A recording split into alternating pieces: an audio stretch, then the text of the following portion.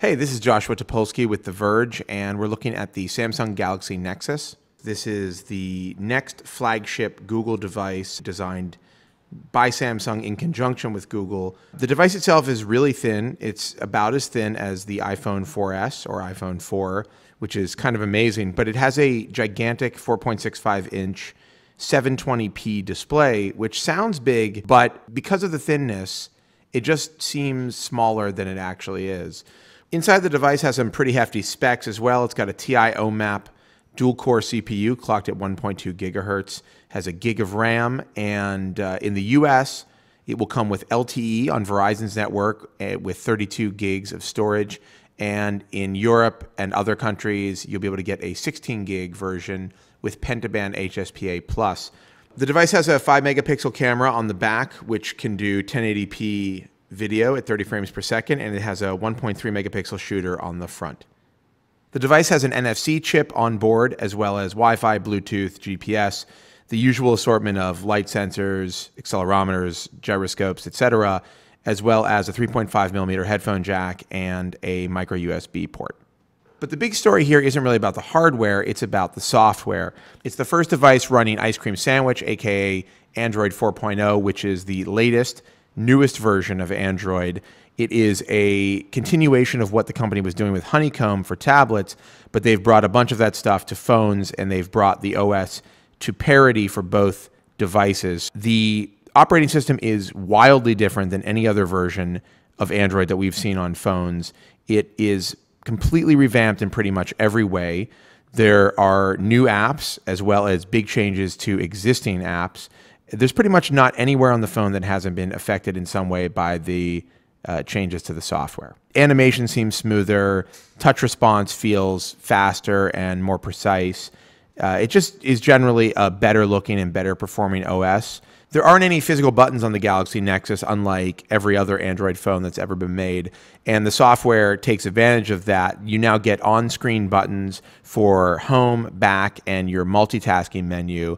All of the core apps in Ice Cream Sandwich have been altered in a pretty major way, and there are a few new apps as well.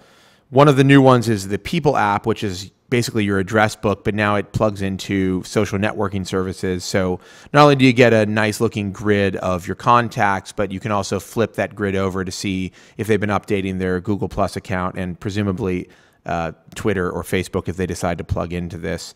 Gmail has been completely altered. It looks a lot more like Gmail on Honeycomb tablets. It works way, way better than previous versions of Gmail. A lot more of the controls are exposed so you can quickly get to the buttons and options that you need without having to hunt around in weird menus. And it's faster, it's smoother. You can flip to new messages by swiping left or right, which is actually a motif that you see all through the OS. Calendar has been altered fairly significantly. You can now pinch to zoom to see more or less of your calendar appointments, which is great if you've got a lot of appointments. Clearly, I have cleared my schedule.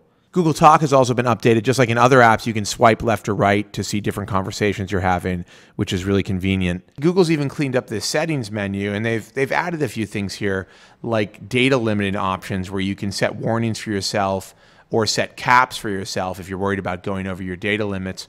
You're also able to see the data that individual apps are using, as well as limit the amount of background data that those apps can use, which is pretty handy if you think something is eating up a lot of your data in the background.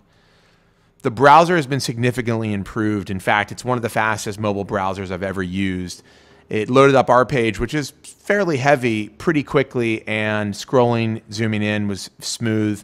On other sites, it performed as good, if not better, than any other mobile device I've used, including the iPhone 4S. It's just a really great web browser.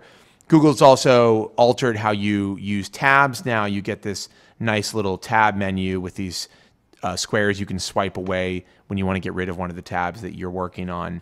All in all, it's an outstanding mobile browser.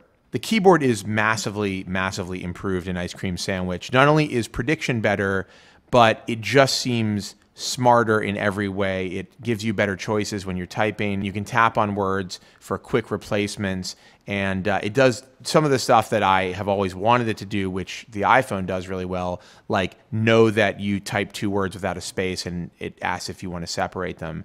So that's really handy. Google has also brought over the multitasking menu from Honeycomb, but with a little tweak. You can now swipe away applications that you're not using. It's kind of reminiscent of cards in WebOS, but I'm sure that the head of user experience at Android, Matias Duarte, had nothing to do with that, even though he basically created WebOS. One of the more significant changes in Ice Cream Sandwich is happening with the camera. The camera software is a million times better than older versions of Android. It's super responsive. You can tap to focus. It does face detection. Getting to your settings is fast and easy. But even better than that, you get a bunch of new stuff like panorama mode, where you're able to be guided through shooting a panoramic shot. And when you're doing video, you get some really interesting real-time effects that aren't exactly super useful, but they're pretty cool to play around with. You can see here that you're able to turn on some of these goofy effects like big eyes or small mouth or squished head. And they work pretty well. They actually do fairly decent head tracking. They don't have any true utility, but they're fun to play around with, and it shows the power of the device and the software.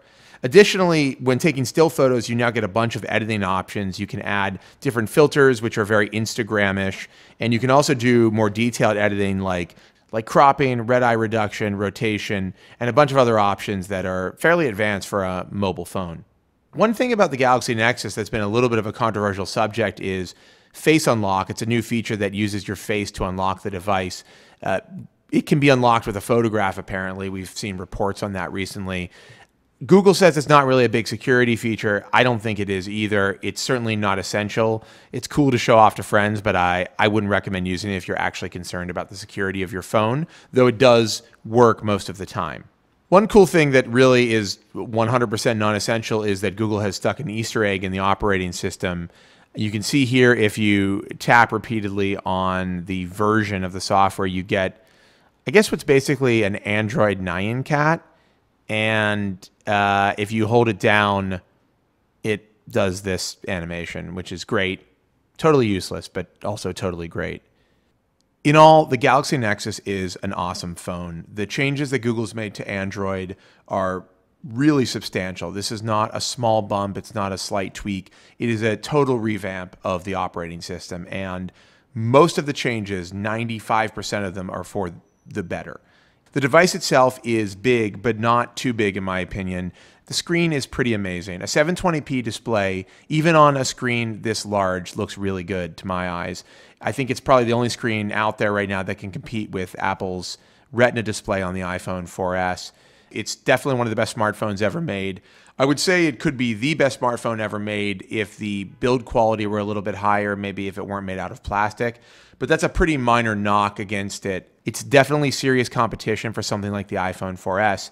And surprisingly for me, it's one of the few devices I've ever reviewed that actually lives up to my expectations. If you're thinking about getting an Android phone, especially if you're on Verizon or going to be on Verizon in the US, or you're able to get it on another carrier outside of the US, in my opinion, there's no other choice.